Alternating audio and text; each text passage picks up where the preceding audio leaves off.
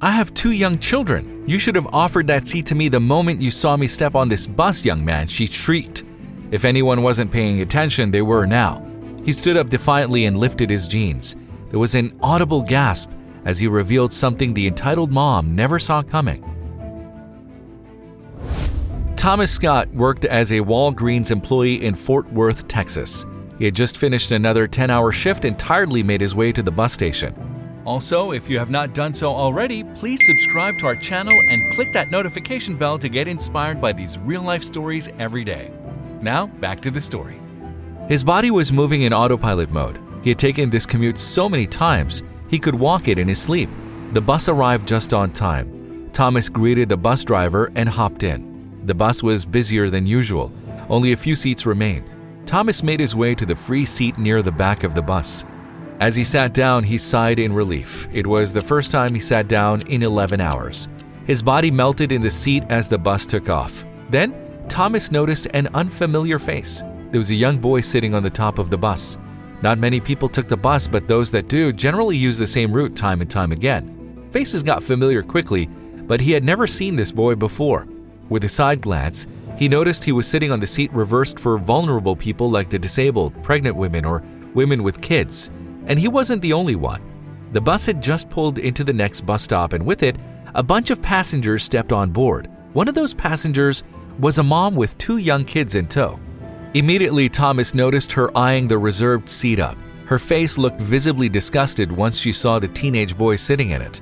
He looked like a perfectly healthy 18-year-old boy. She began to stare at him. Thomas watched as the visibly annoyed mom began to stare at the teen.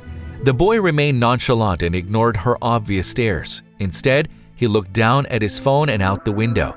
Thomas followed his gaze towards passing trees, wooden houses, and wide open plains. When he looked back at the woman, he was alarmed. His ignorant behavior made her even more annoyed. Thomas could see she was beginning to lose her patience. Thomas knew she was trying to intimidate the boy into offering her his seat through an intense stare, but it wasn't working. Thomas braced himself for what she would do next. When the woman realized her stares weren't inspiring the reaction she wanted, she gave up being passive-aggressive and chose a more direct approach. She made a beeline for the boy. Now it wasn't just Thomas who could feel the rising tension radiating from the woman. She stopped just a step away from the boy. She bent down and spoke in a firm and strong tone, and she spoke loud enough for the entire bus to hear. Suddenly, all eyes were on the scene. The boy looked at her unimpressed. Thomas knew that with an attitude like that, things were about to go down. "Do you realize you're sitting in a reserved seat for vulnerable people? If you had any manners, you'd offer that seat to someone more deserving," she spat. She paused, waiting for the boy to react. She was probably expecting him to immediately apologize and beg for her mercy, but this boy was much, much more than he seemed. The teen said nothing, so the woman continued, wanting to teach him a lesson, unaware that her plan would especially backfire. "I have 2 young children. You should have offered that seat to me the moment you saw me step on this bus, young man." If anyone wasn't paying attention, they were now. Silence engulfed the bus. Thomas noticed the driver keeping watch on the situation from his front mirror. The teen boy raised his head and looked at everyone who was staring at him. Some were shaking their head in disapproval. Others, like Thomas, were completely fixated on what his reaction would be. Thomas could have never suspected what happened next. Thomas wondered if he would break into a brawl. This kid really didn't look like he cared about anything. He grabbed his phone, ready to call for help if needed. Without a word, the boy stood up. The woman began to smirk, thinking she had won this battle, but she was very, very wrong. The boy reached for the handlebars on the bus and steadied himself. "You think you deserve this seat because you're a mom?" he jolted. The boy was wearing denim jeans, a dark hoodie, and chunky sneakers. Thomas could tell he was a cool kid. He still had one earplug in his ear. Thomas was on the edge of his seat. This kid had guts, standing up to the bullheaded woman like that with everyone watching him. He had to be careful or he'd have a bus full of people against him. The woman's smirk was quickly replaced by anger. "Yes, I certainly deserve it more than you," she remarked. The boy laughed ironically before bending down and grabbing his jeans. The boy looked at everyone's eyes watching him as he struggled to get something from his jeans. He fiddled around and yanked at the ends of his bootleg denim jeans until the fabric came loose. Everyone watched anxiously, wondering what on earth he was about to pull out of his garment. Safe to say, no one saw it coming, especially the entitled woman.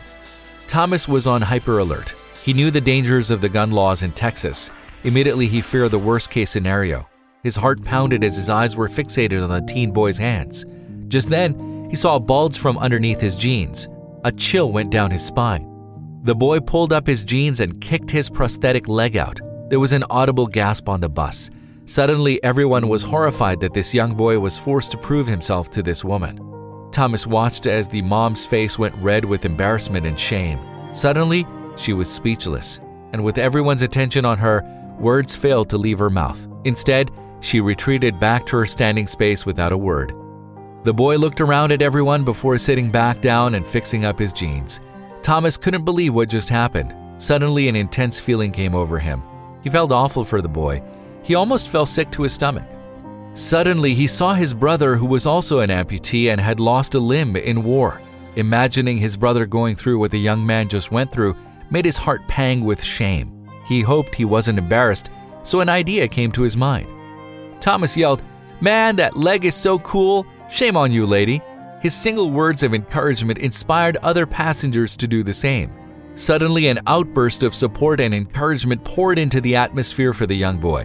And his reaction? It wasn't long before the young man was smiling again. He visibly looked much more confident about his disposition. People clapped him on the back and apologized for seeing him experience that. But one lesson above all stuck with Thomas that day. It's never okay to judge people by their looks, especially when it comes to someone's conditions or disabilities. Many people who suffer from conditions present as perfectly healthy-looking people. This is why it's always important to approach everyone with kindness, compassion, and understanding, which is exactly what Thomas decided to do next. Once everyone was finished speaking up for the young boy, Thomas approached him and sat beside him. He began to tell him that he had a brother who had the exact same condition. He explained to him how his brother lost his leg and told him of how well he's doing now, even winning medals in competitive sports. The boy smiled. Thomas offered the boy his number and asked him to contact him if he'd ever like to meet someone like him. Perhaps they could relate in ways others couldn't understand. The teen boy's face lit up. His eyes sparkled. He told Thomas that he's never met anyone like him and would love to talk to him. The pair ended up meeting and hitting it off. Now the boy has someone who understands what he's going through. If you like the video, please give it a thumbs up and consider sharing it with someone who may find it interesting. Thanks for watching, and I'll talk to you in the next one.